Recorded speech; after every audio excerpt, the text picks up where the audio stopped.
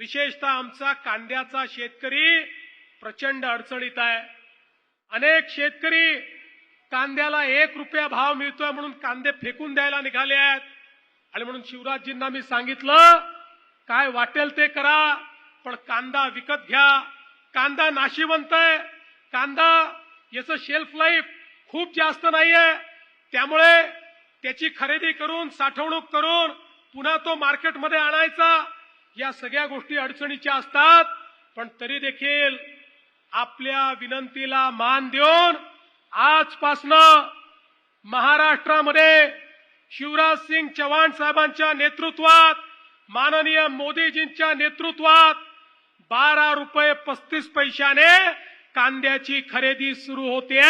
माझ्या कांदा उत्पादक शेतकऱ्याला देखील एक मोठा दिलासा या माध्यमातून या ठिकाणी प्राप्त होणार आहे। आणि अर्थातच सातारा जिल्ह्यात आल्यानंतर ऊसाच्या बद्दल बोललं नाही आणि साखर कारखानदारी बद्दल बोललं नाही, तर आमचे पालकमंत्री आणि आमचे राजे आमच्या हेलिकॉप्टरला उडूच देणार नाहीत। त्याच्यामुळे मी या ठिकाणी त्यांनाही आश्वस्त करतो, माननीय शिवराजजींच्या सोबत येत्या आठवड्यात दिल्लीमध्ये माननीय HM साहेबांची वेळ घेऊन आपल्या साखर कारखानदारीच्या संदर्भातली बैठक आपण लावणार आहोत।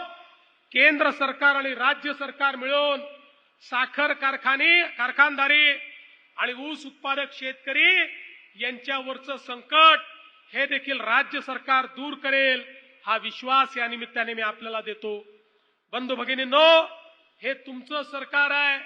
या सरकारमध्ये शेतकऱ्यांचा विचार हा सर्वोपरी आहे।